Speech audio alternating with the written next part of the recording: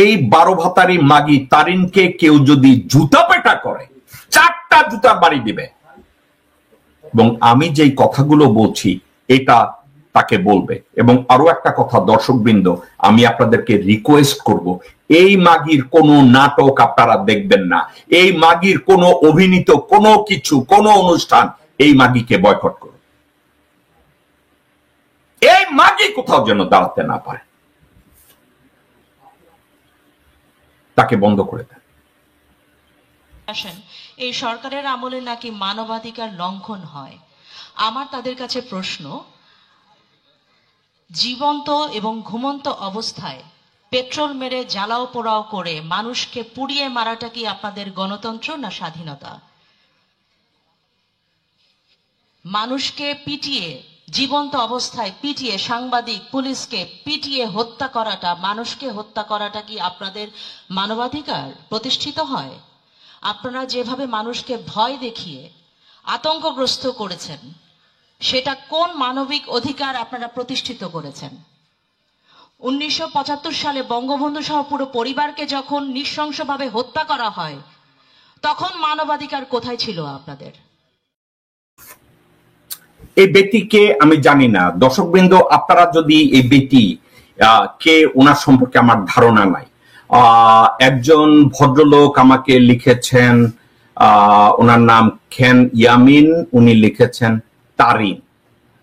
ও আচ্ছা, তারিন না ধারিন না সুরিন না কুরিন, আমার ধারণা নাই। আচ্ছা, আমি জানি না। কিন্তু আমি যদি এই ব্যক্তির কথার জবাব দেই, উনি বলেছে পেট্রোল বোমা দিয়ে আগুন জ্বালিয়ে যখন দেন তখন মানবাধিকার কোথায় থাকে?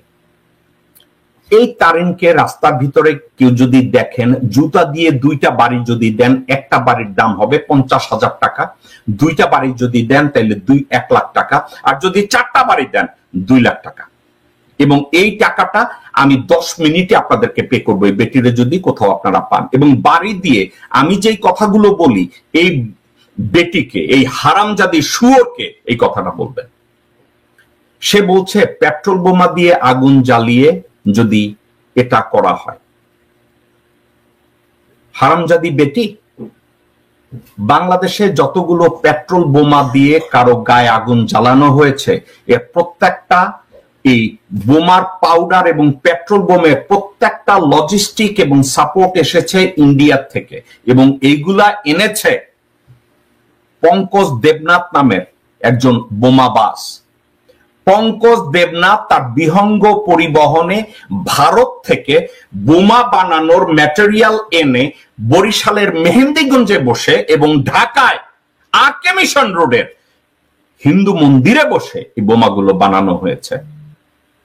এখন এই তারিন না সুরিন না কুরিন, এই বেটি যখন ওই বোমাবাজ আর পেট্রোল বোমার রেফারেন্স দেয়, এই বেটি আমাকে কি জবাব দিবে যে লগি বৈঠা দিয়ে রাস্তায় জয় বাংলা স্লোগান দিয়ে যখন আমার দেশের নিরীহ মানুষকে রাস্তায় পিটিয়ে হত্যা করা হয়েছে, তখন কি আপনি চোখ বুজেছিলেন আপনার মতো ভারতীয় দালালরা, যাদের নামটাই শুধু মুসলমান?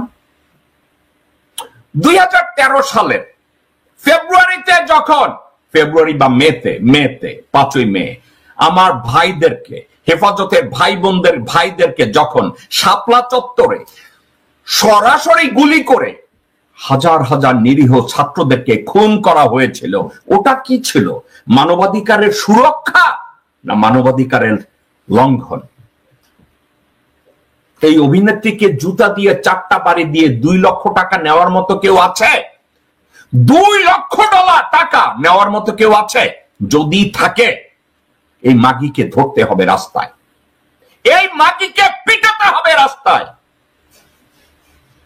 যেভাবে বাবু নামের এক অভিনেতাকে কালকে না পরশুদিন হাবিবুল্লাহ বাহার কলেজের সামনে ধরে পিটানো হয়েছে, একেও পিটাও। একে পিটিয়ে 2 লাখ টাকা আমার কাছ থেকে নিয়ে নেন। একটা সুযোগ দেন আপনাকে এই টাকাটা দেয়ার। আমি দেশের দালাল, আমি বাংলাদেশের দালাল। একে ধরে উলঙ্গ করে পিটিয়ে দেন। এই বেটি বলেছে 1975 সালে মুজিব পরিবারকে যখন খুন করা হয়েছে তখন মানবাধিকার কোথায় ছিল। তারিন, সিরাজ শিকদারকে যখন গণভবনে পিটিয়ে মুখের ভিতরে পিস্তল ঢুকিয়ে গুলি করে মারা হয় তখন মানবাধিকার ছিল? শেখ মুজিবের ছেলে মেয়েরা মুজিব বাহিনীর প্রোটেকশনে, রক্ষী বাহিনীর প্রোটেকশনে হাইজাক, ব্যাংক ডাকাতি, লুটতরাজ, ধর্ষণ যখন করেছে তখন তোমার মতো বেশ্যারা তো তাদেরকে থামাতে যায় না।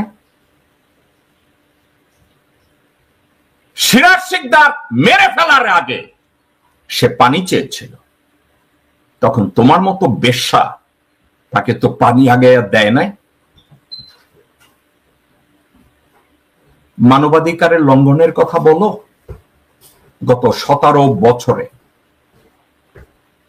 তোদের ভারতীয় মাগি হাসিনা শেখ বাংলাদেশে রাম রাজত্ব কায়েম করে আমার দেশের ভাই বোনদেরকে গুম করেছে, খুন করেছে, ধর্ষণ করেছে, বাংলাদেশের প্রতিটা সম্পদ লুণ্ঠন করে ভারতে পাঠিয়েছে। তখন তোর মতো বেশ্যা এর প্রতিবাদ করে নাই। তোর মতো মাগি এ তো সন্তোষ শর্মার চেয়েও ভয়ঙ্কর। তোর মতো মাগি রানা দাশগুপ্ত, পীযূষ বন্দ্যোপাধ্যায়ের চেয়েও ভয়ঙ্কর। তোর মতো মাগি সুভাষ সিংহ রায়, শ্যামল দত্তের চেয়েও ভয়ঙ্কর। তুই তো মির্জা ফখরুলের চেয়েও ভয়ঙ্কর। তোর মতো মাগিরা পরিবারের বোঝা, তোর মতো মাগিরা সমাজের বোঝা, থানার বোঝা, উপজেলার বোঝা, জেলার বোঝা, বিভাগের বোঝা, দেশের বোঝা।